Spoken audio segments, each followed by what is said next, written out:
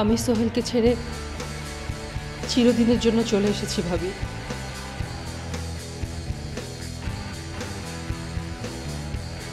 আবার ঝগড়াঝাটি হয়েছে নাকি?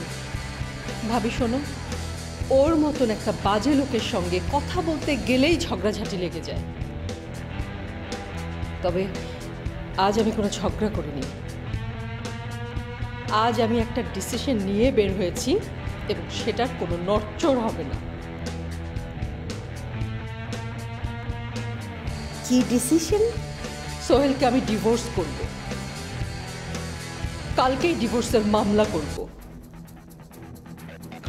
বাবাকে না জানিয়ে তো কেস ফাইল করা যাবে না, তাই বাবার সঙ্গে আগে কথা বলবো। বাবা কি বাসায় আছেন না অফিসে গেছে?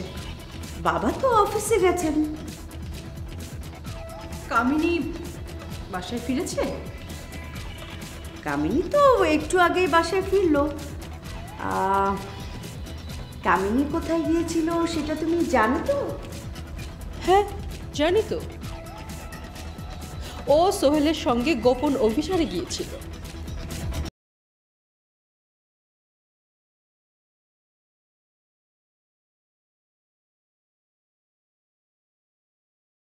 ভাবি, তোমার কি তাতে কোনো সন্দেহ আছে? আমি তোমার কথা বিশ্বাস করি যামিনী, কিন্তু বাড়ির আর কেউ তোমার কথা বিশ্বাস করে না। এবার করবে, আমার হাতে প্রমাণ আছে। প্রমাণ? কি প্রমাণ আছে? কি প্রমাণ? বাবা আসুক, তারপর তার সামনে তোমাকে আর ভাইয়াকে ডেকে তারপর আমি প্রমাণ দেখাবো।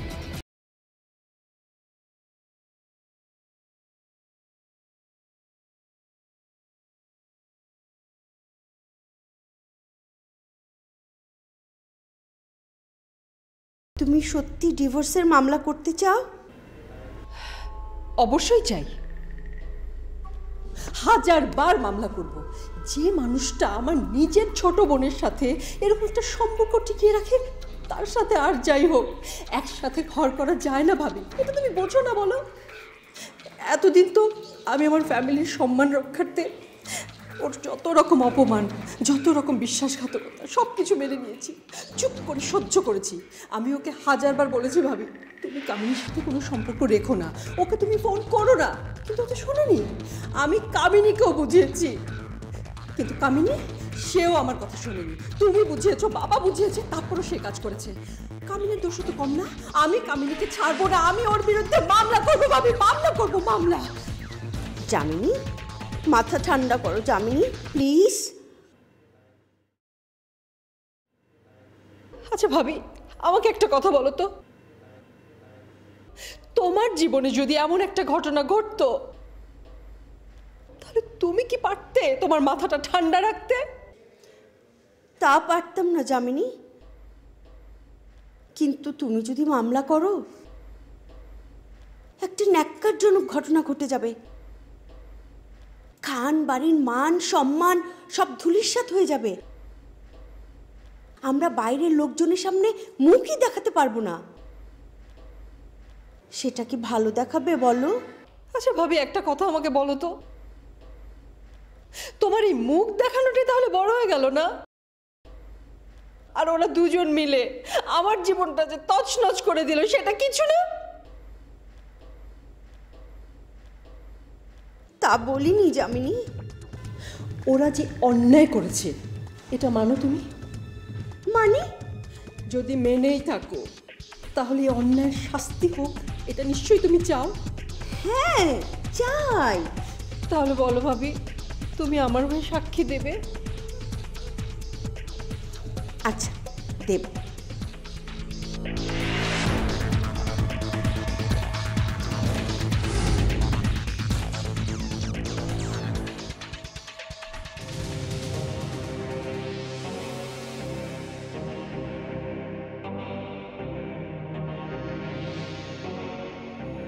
তাহলে তুই শাহজাহানকে ফোন করবি না? না না, তুই কর। ফোন করে বাসার ঠিকানাতে আর বলবি যে আমি বাইরে আছি। ওরে বাবা রে, আঙ্কেল যদি বাসায় আসে তাহলে তো তুই কথা না বলে পারবি না। তাহলে এখন কথা বলতে অসুবিধা কোথায়? শাহরাজ আঙ্কেলের সাথে আমি দেখা করব না, আমি এখনই চলে যাব। কোথায় যাবি তুই? আশেপাশে কোথাও থাকবো, আঙ্কেল চলে গেলে তুই আমাকে ফোন দিবি। আচ্ছা কি পাগলামি শুরু করেছিস বলতো? আজিজ, যা বলছি তাই কর না। আঙ্কেলের নাম্বারটা নে, ফোনটা বের কর। নে 01। আঙ্কেলের আসার খবরটা বাবাকে দিস, ওকে? আমি গেলাম। শোন রুবেল,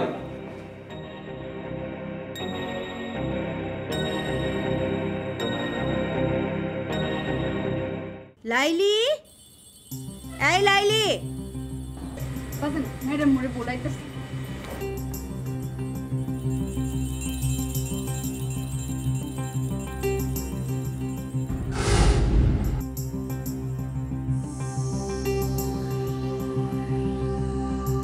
ম্যাডাম,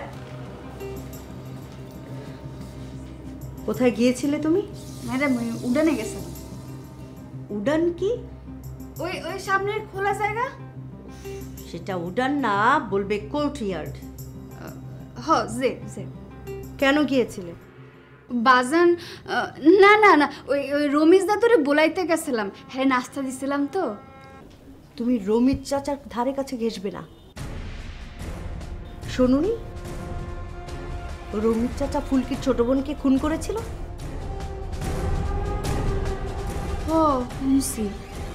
উনি ভীষণ রাগী, উনি নিজের রাগ একদমই কন্ট্রোল করতে পারেন না। রোশনি কি একটু বেয়াদবি করেছিল, তাই রাগের মাথায় উনি রোশনিকে একেবারে খুনই করে ফেললেন।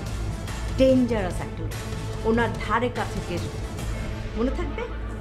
জি। কখন আবার তোমার উপর রেগে যান তার কোনো ঠিক নেই।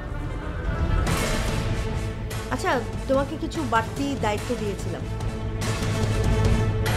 আজ থেকে সেসব শুরু করবে। ম্যাডাম কি হরা লাগবে খালি আমি এক ফির কোন। ফুলকির দিকে নজর রাখবে, ও কখন কোথায় যাচ্ছে, কার সঙ্গে কথা বলছে, সব কিছু আমাকে বলবে।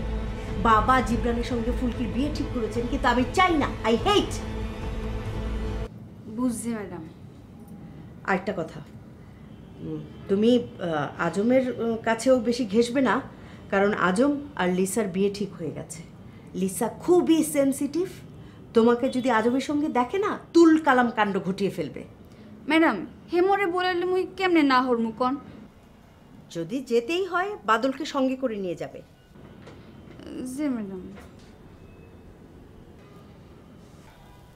তোমার আমার মধ্যে যে কথা হয় সেটা কাউকে বলবে না। ম্যাডাম মোর কথা লাগানোর কু অভ্যাস নেই। Very good. Hello, what a surprise! এতদিনে বুঝি ভাবির কথা মনে পড়লো? কবে নিয়ে এসছো?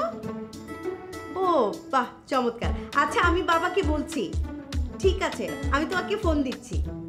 ওকে, তুমি তোমার কাজ করো, যাও। জি।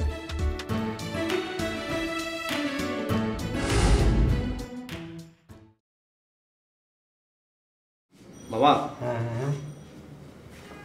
বাবা এখনো ঘুমাননি আপনি? ঘুম যে আসছে না বাবা। মামা ওই সঞ্জিদা ভাবি রুমেলকে ফোন করেছিল। হ্যাঁ, বৌমা কি বললো? আপনার কি অবস্থা এটা জানতে চেয়েছিল। রুমেল বলেছে আপনি হাসপাতাল থেকে বাসায় এসেছেন। ভাবি এটা শাহজাহান আঙ্কেলকে জানিয়েছেন। উনি জানার পরে উনি আপনাকে দেখতে এসেছেন।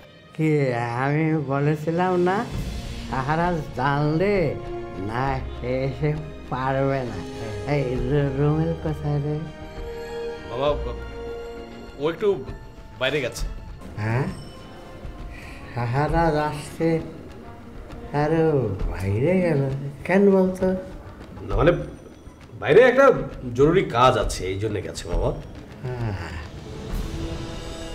আচ্ছা আজিজ, জি মামা।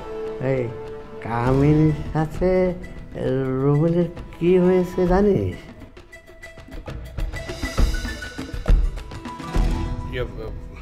মামা আমি যদি কিছু জানতাম তাহলে তো আপনাকে জানাতামই, তাই না? যাকে সারা যখন আসছে ওর কাছ থেকেই সব জানতে। হ্যাঁ হ্যাঁ হ্যাঁ, একদম একদম ঠিক কথা বলেছেন আপনি। শাহরাজ যখন আসছে তখন বুঝতে হবে আমাদের সম্পর্ক একটু নষ্ট হয়নি। হ্যাঁ জি মামা, আপনাদের এত বছরের সম্পর্ক এত সহজে নষ্ট হবে না। দেখবি শাহরাজ ওর ওয়াদা রাখবে।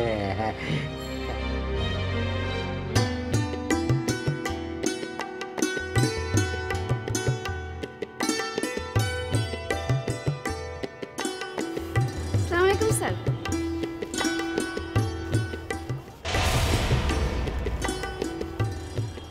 ওয়ালাইকুম আসসালাম। তুমি? স্যার মোর নাম লাইলি বেগম, মুই আম্মেগো। থাক, বলতে হবে না। আমি জানি তোমার সঙ্গীতা তোমার সম্পর্কে বলেছে। এখন কেন এসেছো বলো? স্যার আমি নাস্তাটা একটু রুমে দিয়েছিলাম, জিজ্ঞেস করি। আমি তো সবসময় ডাইনিং রুমে গিয়ে ব্রেকফাস্ট করি। তো স্যার টেবিলে কি আর নাস্তা দিমু? একটু পরে দাও। তুমি কার কার রুমে ব্রেকফাস্ট দিয়েছো? স্যার বড় দাদু আর ছোট দাদুর রুমে দিছি। বড় দাদু মানে আমার বাবা। যে তো ছোট দাদুটাকে? রমেশ দাদু। তুমি আমার বাবাকে দাদু ডাকো, অথচ আমাকে স্যার ডাকো কেন? না মানে স্যার। আমাকে আঙ্কেল বা চাচা ডাকো। যে এই শোনো, এখানে চাকরি নেওয়ার আগে কয়টা বাসায় কাজ করেছো? স্যার ওই একটা বাসায় কাম করছি স্যার। তোমাকে দেখে আমার প্রফেশনাল মেড মনে হয়নি, তাই কথাটা জিজ্ঞাসা করলাম। না স্যার ওইসে কি, আসলে মুই 1 বছর ধরে কাম করতেছি তো এর লিগে স্যার। আর সেই জন্যই প্রফেশনাল মেড হয়ে উঠোনি, তাই বলতে চাও? না মানে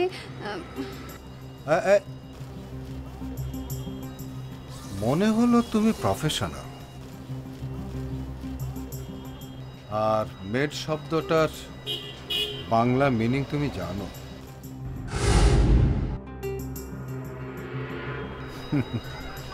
ইন্টারেস্টিং। কত দূর লেখাপড়া করেছো? ক্লাস 7 পর্যন্ত পড়ছিলাম। আগে যে বাসায় কাম করতাম এই জায়গার বাইবেল খালি ফটফট করে ইংলিশে কথা কয়, এর লেগে টুকটাক আর কি জানি। ঠিক আছে, যাও। যে এই শোনো,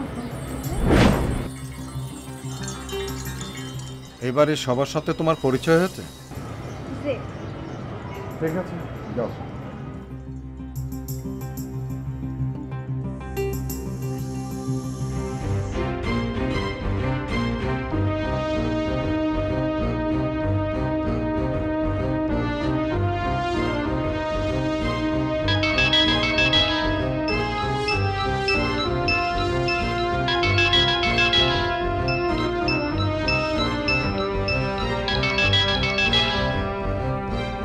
হ্যালো আজিজ, শাহরাজ আঙ্কেল চলে গেছেন?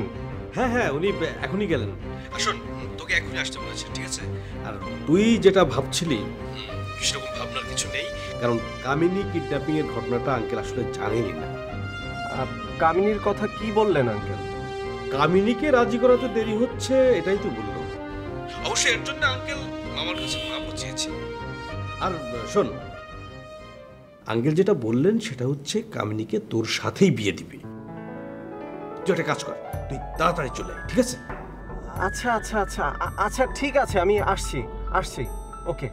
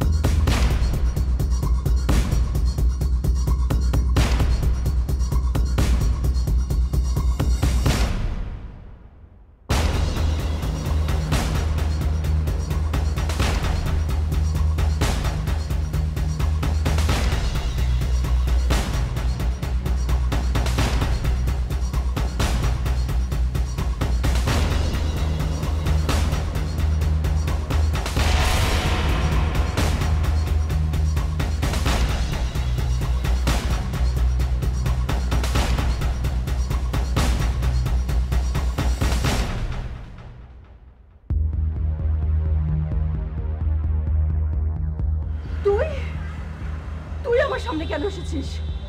যা আমার চোখের সামনে থেকে, যা বলছি। আপু তোমার সাথে আমার কিছু কথা আছে। খবরদার, তুই আমাকে আপু বলবি না।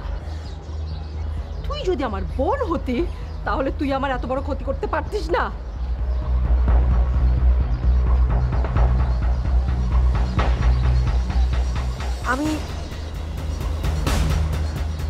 আমি তোমার কোনো ক্ষতি করিনি আপু।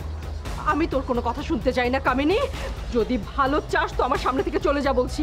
আমার মাথাটা কিন্তু এমনিতে খারাপ হয়ে আছে। আমি কিন্তু তোকে মেরে বসতে পারি কামিনী, তুই যা আমার সামনে থেকে। তুমি আমার বড় বোন, অন্যায় করলে শাসন তো করতেই পারো। অন্যায়? অন্যায় তো অবশ্যই করেছিস, তুই জঘন্য অন্যায় করেছিস। আপু আমাদের মৃত মায়ের কসম খেয়ে বলছি, আমি জিজুর সাথে আমার কোনো ইনডিসেন্ট সম্পর্ক নেই। চুপ কর কামিনী, মিথ্যে কথা বলে তুই মার আত্মাকে কষ্ট দিচ্ছিস। বিশ্বাস করো আপু, আমি মিথ্যে বলছি না। হ্যাঁ, আমি বলছি যে জিজুকে আমি ভালোবাসি, জিজুকে আমি পছন্দ করি। জিজু আমার শ্রেষ্ঠ বন্ধু জীবনে, কিন্তু আমরা কেউ কখনোই আমাদের সীমা অতিক্রম করিনি। তাই সোহেলের সঙ্গে যে তুই ঘন্টা পর ঘন্টা অন্য বাসায় কাটাস সেটাকে কি বলে? সেটাকে সীমা অতিক্রম বলে না বুঝি? তুমি তো জিজুকে এই বাসায় আসতে দাও না, সেজন্য জিজুর সাথে আমার 2 দিন বাইরে যেতে হয়েছে। একদিন মগবাজারের কেএফসিতে, আরেকবার কোথায় গিয়েছিলি?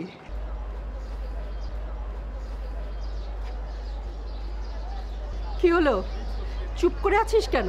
বল, আরেকবার কোথায় ছিলি? আমার এক বান্ধবীর বাসায়, আর আজকে সকালে আমি সেখানে গিয়েছিলাম। হ্যাঁ, সেখানে সকাল 9টায় গিয়েছিলি আর বের হয়েছিস 11টার সময়। এই 2 ঘন্টা তুই ওখানে কি করেছিস? বিশ্বাস করো, আমি কোনো অন্যায় কাজ করিনি আপু। কি ন্যায় কাজটা করেছিস সেটাই তো আমি জানতে চাচ্ছি। কি হলো, কথা বলছিস না কেন এখন? একজনের ফোনের অপেক্ষায় ছিলাম। একজনের সঙ্গে ফোনে কথা বলার জন্য তোকে ধানমন্ডি যেতে হবে আর সেখানে সোহেলকে গিয়ে বসে থাকতে হবে? তুই এমন আজগুবি কথা আমাকে বিশ্বাস করতে বলিস? আমি সত্যি কথা বলছি আপু। ওকে ফাইন, তুই 10 জনকে তাহলে ডাক, ডেকে বল, দেখ তারা তোর এমন যুক্তিহীন কথা বিশ্বাস করে কিনা। আচ্ছা ঠিক আছে, বল তো, বল কার ফোনের অপেক্ষায় ছিলি তুই? কামিনী, আমি তোকে জিজ্ঞেস করেছি, কথা বল। তার কথা আমি তোমাকে বলতে পারবো না আপু। পারবি না? তার কারণ তার কোনো অস্তিত্বই নেই। শুধুমাত্র মিথ্যে কথা বলার জন্য একটা নাম সাজিয়ে দিয়েছিস। আপু প্লিজ, তুমি বাবাকে বিচার করতে বলো না, আমরা সবাই লজ্জায় পড়ে যাব। কি বললি তুই? এত বড় একটা অন্যায় করে তুই শুধু লজ্জায় পড়ে যাওয়ার কথা ভাবছিস? হ্যাঁ, তোর তো কঠিন শাস্তি হওয়া উচিত রে। বাবা যদি তোকে ছেড়ে দেয় না, আমি তো তোকে ছাড়বো না, আমি তোর বিরুদ্ধে মামলা করব।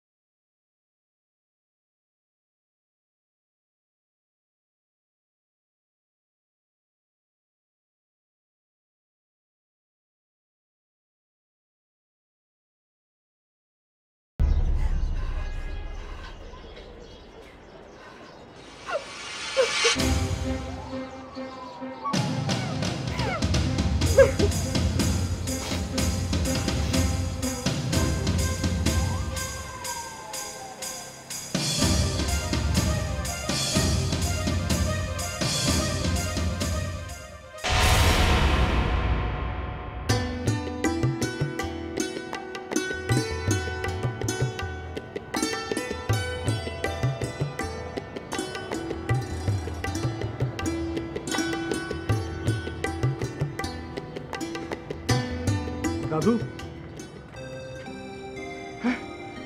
দাদু,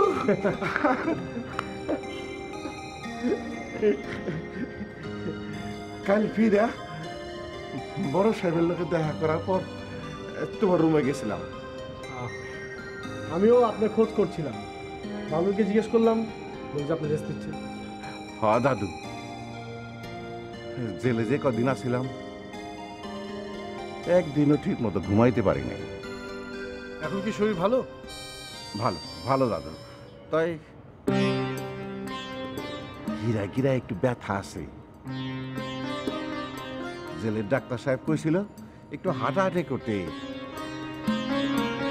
তাই একটু হাঁটাহাঁটি করতেছিলাম। এই দেখো আমি কারে কি কইতাছি, আরে তুমি তো আরো অনেক বড় ডাক্তার। হাঁটাহাঁটি করা তো অবশ্যই ভালো, তবে জয়েন্ট পেইনের জন্য বেশ কিছু কার্যকরী এক্সারসাইজ আছে, আমি সময় মতো তোমাকে শিখিয়ে দেবো। ঠিক আছে দাদু, ঠিক আছে। দাদু, আমি ছোটবেলায় তোমার হাতেই মানুষ হয়েছি, আর সেজন্য তোমাকে আমি অনেক আপন মানুষ মনে করি। তোমার মেজাজ, মর্জি, চিন্তা ভাবনা সব কিছু আমার কাছে অনেক স্পষ্ট। আমি বিদেশ থেকে ফেরার পরই জানতে পারলাম যে তুমি নাকি রোশনিকে খুন করেছো।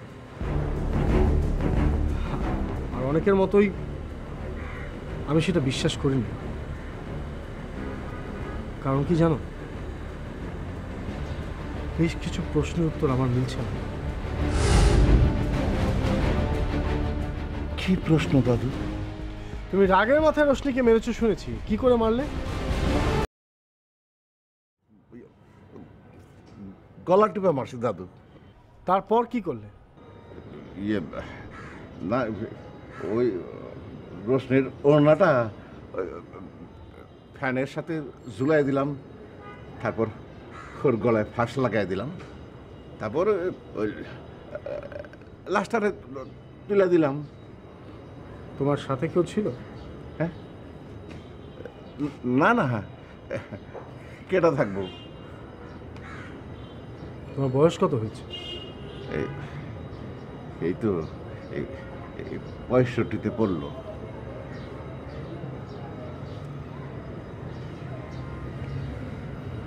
দাদু, তোমার স্পন্ডালাইটিস রোগটা কি সেরে গেছে? তুমি 1.5 বছর আগে একবার আইছিলে না? হ্যাঁ। তখন আমার এক্স-রে করছিলে না, মনে আছে দাদু? হ্যাঁ, মনে আছে। আর আমি তোমাকে বলেছিলাম যে এই রোগের কোনো পার্মানেন্ট চিকিৎসা নেই, তবে ফিজিওথেরাপি দিলে ব্যথাটা কমবে। ফিজিওথেরাপি নিয়েছিলে? থেরাপি নেই দাদু, ওই যে তুমি মাঝে মাঝে ওই শেক নিতে কইছিলে না, সেইটা দিছি। শেক নিয়ে কি তোমার উপকার হয়েছে? হয়েছে দাদু, হয়েছে। এই ডাইন হাতটায় আগের মতো আর বল পাই না, বেশি ওজন নিতে পারি না। তাহলে রোশনির লাশটা তুমি তুলে কি করে ফ্যানের সাথে লটকালে? কি হলো, কথা বলো। কি হলো, কি হলো বলো, কি করে পারলে? তখন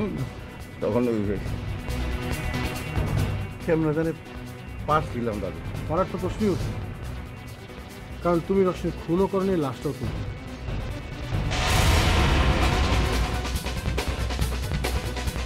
আরেকটা প্রশ্ন দাদু, তুমি বলেছিলে যে তুমি রোশনিকে সন্ধ্যার পরপরই খুন করেছো, রাইট? কি হলো বলো। ওই একই দিন সকালবেলা একজন আলখেল্লাধারী মুখোশ পরে হাতে চাকু নিয়ে রোশনিকে খুন করার চেষ্টা করেছে। রোশনি চিৎকার করাতে সেই আলখেল্লাধারী পালিয়ে যায়। সেটা কে ছিল?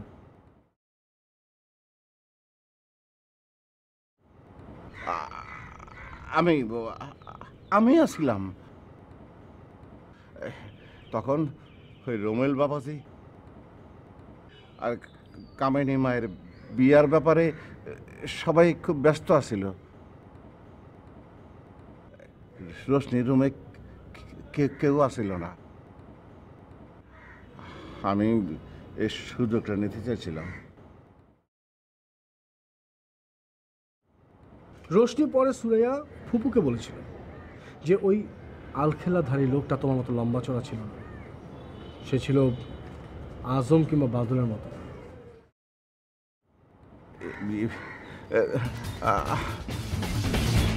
আমার মাথাটা কেমন ধরছে দাদু।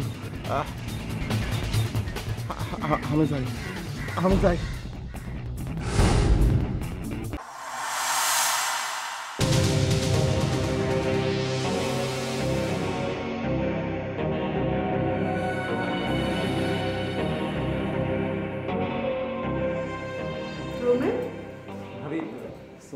বসো বসো। ওয়ালাইকুম আসসালাম, বসো। Thank you. বাবা তোমাদের বাসায় গিয়েছিলেন? জি গিয়েছিলেন। তিনি তো আমাকে বললেন যে আজকে অফিসে যাবেন না, বাসায় ফিরে আসবেন। বাবা তো ফিরেছেন, কিন্তু আমার সঙ্গে এখনো কথা হয়নি। ও আচ্ছা। আচ্ছা, সকালে আঙ্কেলের অবস্থার ডিটেলস তো কিছু বললে না। ভাবি, বাবার হার্টে 3টা ব্লকেজ ধরা পড়েছে, 2টা 95% আর একটা 75%। বাইপাস করালে তো ঠিক হয়ে যাবে। বাইপাস তো করানো যাচ্ছে না ভাবি, তার ডায়াবেটিস অনেক হাই। তাহলে হসপিটাল থেকে তাকে রিলিজ করলো কেন? ভাবি, গত 3 দিনে বাবার ডায়াবেটিস মাত্র 1% ফল করেছে। ডাক্তাররা খুবই হতাশ। এই অবস্থায় তাকে হসপিটালে রেখে কী হবে, তাই কিছু মেডিকেশন আর স্পেশাল ডায়েট দিয়ে বাবাকে বাসায় পাঠিয়ে দিয়েছে। বাসায় ঠিকমতো ট্রিটমেন্ট চলছে, এখন দেখা যাক কী হয়। তো বিদেশে তো নিয়ে যেতে পারো। আমারও সেরকম ইচ্ছা ভাবি, কিন্তু বাবাই তো যেতে চাচ্ছে না। বাবা যদি তার টেনশনটা একটু কমাতে পারত, তাহলে সে খুব দ্রুত ইমপ্রুভ করে ফেলতে পারত। আঙ্কেলের এত টেনশন কিসের? আমার বিয়ে নিয়ে ভাবি। আমার বাবা চিরকালই এক কথার মানুষ। শত বিপদে আপদেও সে কখনো তার ওয়াদা ভঙ্গ করেনি। তেমনি অন্যের ওয়াদারও সাংঘাতিক মূল্য দেন তিনি। আঙ্কেল বাবাকে কথা দিয়েছিল, আর সেই কথাটা বাবার মাথার মধ্যে এমনভাবেই গেঁথে গিয়েছে যে বাবা কিছুতেই সেই কথা থেকে বের হয়ে আসতে পারছে না বা বের হতে চাচ্ছেন না। আমি বাবাকে বলেছি যে কামিনী বিয়েতে রাজি না, কিন্তু বাবা কিছুতেই আশা ছাড়ছেন না। তিনি বারবার বলছেন সাহারাজ যেহেতু কথা দিয়েছে তিনি তার কথা রাখবেন। আমি কিছুই বুঝতে পারছি না ভাবি। তবে কামিনী যে আমাকে বিয়ে করবে না এই ব্যাপারে আমি শতভাগ নিশ্চিত হয়ে গেছি। কি করে নিশ্চিত হলে? আপনার তো জানার কথা ভাবি। কি জানবো? কামিনীর সাথে আমার একটা খারাপ ঘটনা ঘটেছিল, আমি ঘটিয়েছিলাম।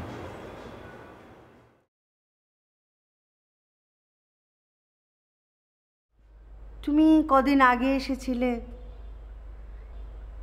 কামিনী তোমার সঙ্গে দেখা করেনি, জিবরানকে তুমি শাসিয়েছিলে সবাইকে দেখে নেবে, এটা সেটা? না ভাবি, ওটা তো কোনো ঘটনাই না। তাহলে আর কি ঘটনা? আমি শিওর কামিনী আঙ্কেলকে কিছু বলেননি। বললে আঙ্কেল আমাকে জিজ্ঞেস করতো, হয়তো জিবরানকে বলেছে। জিবরানকে যদি কিছু বলতো সেটা আমি অবশ্যই জানতাম। আর কি ঘটনা সেটা বলো। ভাবি ভাবি আমি কামিনীকে কিডন্যাপ করেছিলাম।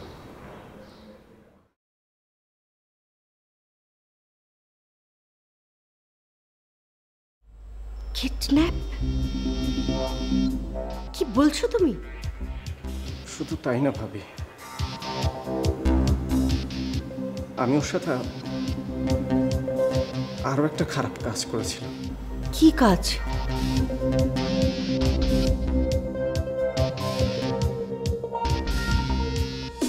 আমি তোমাকে শেষবারের মতো জিজ্ঞেস করছি, তুমি আমাকে স্বেচ্ছায় বিয়ে করবে কি না? স্বেচ্ছায় তো নই, জোর করে তুমি আমাকে বিয়ে করতে পারবে না। ট্রাই করে দেখতে পারো। আমি কিন্তু চরম প্রতিশোধ নেব। মেরে ফেলার চেয়ে বড় ক্ষতি তো তুমি করতে পারবে না। মেরে ফেলে আমি তোমাকে বাঁচিয়ে দেব না কামিনী। আমি তোমার এমন অবস্থা করব, প্রতি মুহূর্তে তুমি মৃত্যু কামনা করবে, কিন্তু মরতে পারবে না।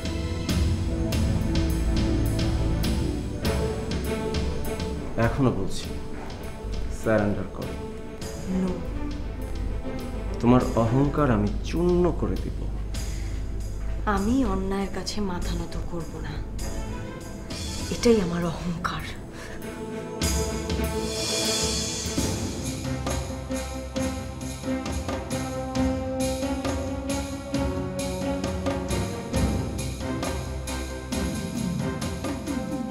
এমন একটা কাজ তুমি কি করে করতে পারলে?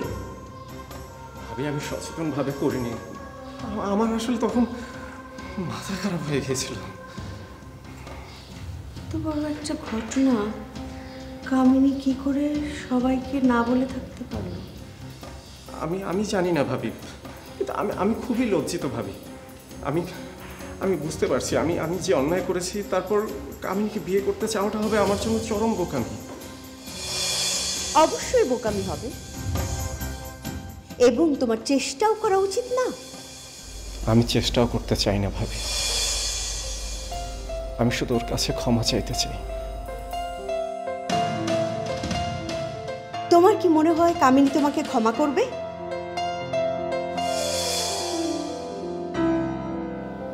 করবে না ভাবি, তবু আমার ক্ষমা চাওয়া উচিত।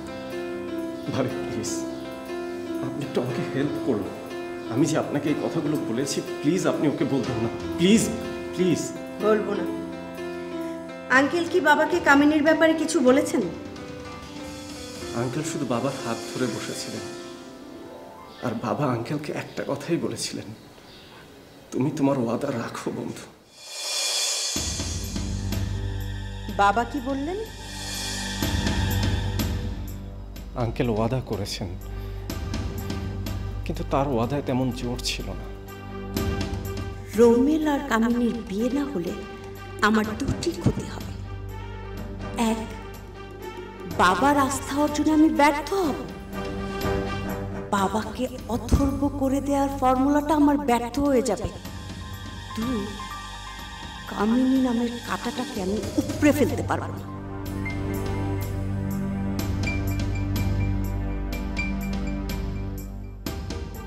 কি বললি তুই? এত বড় একটা অন্যায় করে তুই শুধু লজ্জায় পড়ে যাওয়ার কথা ভাবছিস? হ্যাঁ, তোর তো কঠিন শাস্তি হওয়া উচিত রে। বাবা যদি তোকে ছেড়ে দেয় না, আমি তো তোকে ছাড়বো না। আমি তোর বিরুদ্ধে মামলা করব, জেলে ঢুকাবো তোকে।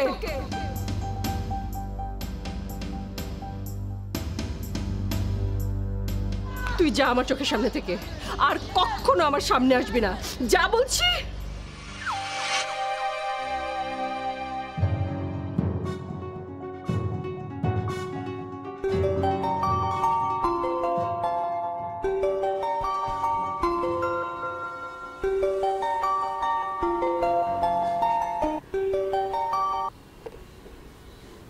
হ্যালো। না, আজকে আর অফিসে যেতে পারছি না। না না, মিটিং ক্যান্সেল করবেন কেন? মিটিং হবে। আচ্ছা, ল্যান্ড পারচেজিংয়ে আমাদের কত টাকা ডিসপিউট? 1,30,00,000। আচ্ছা, ওই ল্যান্ড ওনারদের সঙ্গে নেগোশিয়েট করলে কত টাকা কমানো সম্ভব হবে? 90,000? Not a bad amount. দেখুন, ওই পারচেজ কমিটির চেয়ারম্যান হিসেবে মাসার বরং মিটিংটা প্রিসাইড করছে।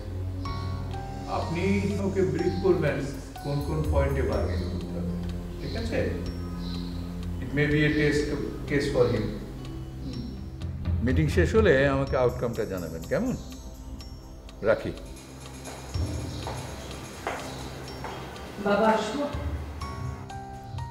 আয়, বস।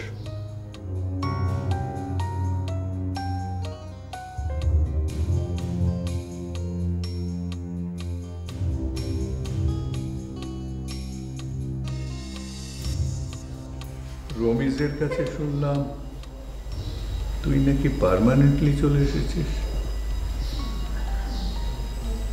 হ্যাঁ বাবা। বাবা, তোমার শরীর মন ভালো আছে? শরীরটা ভালোই আছে, মনটা ভালো না।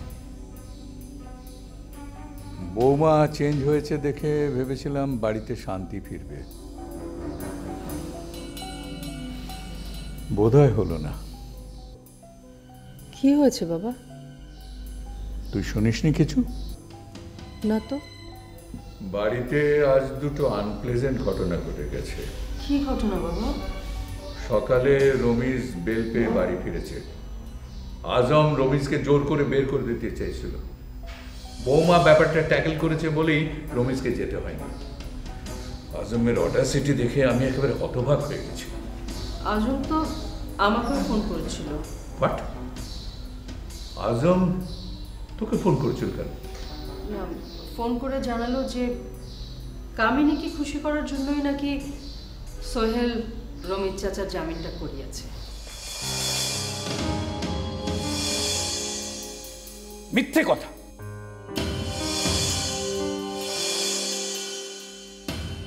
সোহেলকে আমি জামিন নিতে বলেছিলাম। বাবা, রমিজ চাচা তো রোশনিকে খুন করেছে, ওনার জামিন নেওয়াটা কি ঠিক হলো? Don't talk nonsense. রমিজ খুন করেনি। কিন্তু রমিজ চাচা তো নিজেই রমিজকে দিয়ে বলানো হয়েছে। বাড়িতে আজম আর বৌমা ছাড়া সবাই বিশ্বাস করে রমিজ খুন করেনি। অবশ্য বৌমা এখন বিশ্বাস করে কিনা জানি না, কিন্তু তুই যে আজমের কণ্ঠের সঙ্গে কণ্ঠ মেলাবি এটা আমি ভাবিনি। তোকে আমি অনেক সেন্সিবল মনে করতাম। বাবা, এই বাড়িতে কি ঘটে না ঘটে আমি তো সবকিছু ভাবির কাছ থেকেই শুনি। কান কথা শুনে কাজ করার আগে নিজের কনসিয়েন্সকে কাজে লাগাবি, এটাই বিচক্ষণতার লক্ষণ।